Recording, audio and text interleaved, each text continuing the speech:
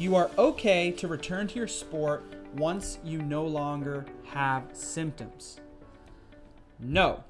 Symptoms or a lack of symptoms doesn't have anything to do with recovery of the brain. The example I always use is the fracture example. So if I break my arm, it hurts really, really bad.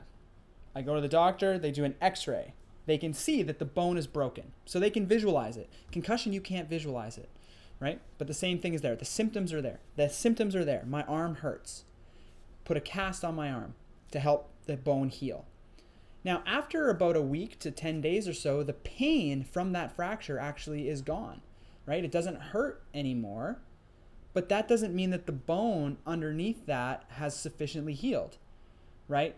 But with concussion, for some reason, we take this mentality that once it no longer hurts or once you no longer feel off, that means your brain is recovered. That's not the same thing, or that is the same thing almost as a fracture, where I can't just cut my cast off and go play just because the pain is gone. We need to make sure the bone has sufficiently healed. Same thing with concussion. Just because the pain is gone, just because the symptoms are gone, doesn't mean that my brain is healed, doesn't mean that I can just go back into my sport. Now, after concussion recovery, like I said, most symptoms are going to go away in that first 7 to 10 days. The recovery of the brain can take 4 to 6 times longer than that. So that means when your symptoms go away, you still may have a long road ahead of you before you're actually ready to return to your sport. Why is this important? Well, concussion creates this energy deficit. So after a concussion injury, you're going to get stretching of those brain cells, like I said.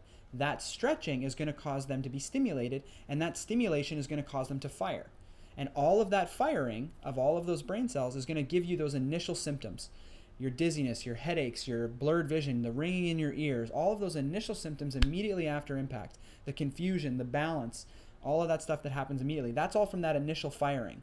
Well, all of that firing burns a lot of energy. So now your energy stores drop, which is why you then feel fatigued and foggy and all of these other issues. If you get hit and that energy level is still low, you're going to drop even further, potentially to the point where the injury can compound and become either permanent damage or can actually become fatal. And that's what's called second impact syndrome. So you have an injury, your energy's dropped. Your energy gradually restores over the next few weeks, but the symptoms will go away after a week to 10 days in most patients. But if your symptoms go away down here and your energy is building back up, but you haven't hit all the way up yet, and you get hit again, there's some evidence to suggest that the brain is more vulnerable to additional trauma. So if you get hit again, smaller impacts can cause additional concussions, and those secondary concussions can cause an additive or cumulative effect, potentially leading to fatal or long-term or permanent outcomes.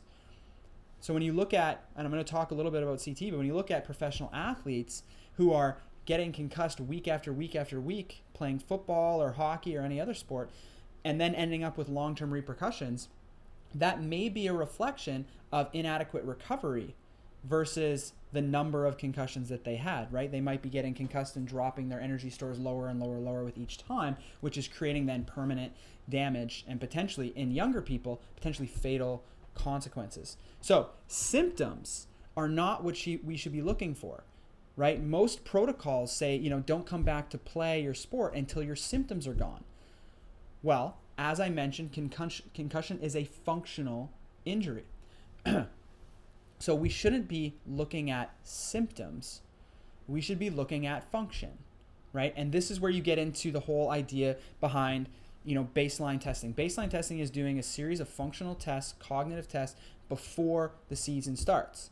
Now, this has been historically pitched as a way to diagnose your concussion. You do not need a baseline to diagnose a concussion. Concussion can be diagnosed based on symptoms and mechanism of injury. It's a clinical diagnosis. You don't need a baseline to make that diagnosis in the majority of cases. Sometimes when there's a gray area, you're not sure, baseline can be helpful. But for the most part, you don't need it. When a baseline becomes helpful is after the symptoms have gone away and you think that you're better, right? Symptoms are gone, I'm fine, right? Arm no longer hurts. That means I'm going to go back, I'm going to cut my cast off and go play. No, I'm going to go back to the doctor. Doctor's going to take another x-ray, look at it and say, I know it feels better, but it's still not sufficiently healed yet. So we're going to keep you out another week. Let's check it out next week, see how you're doing.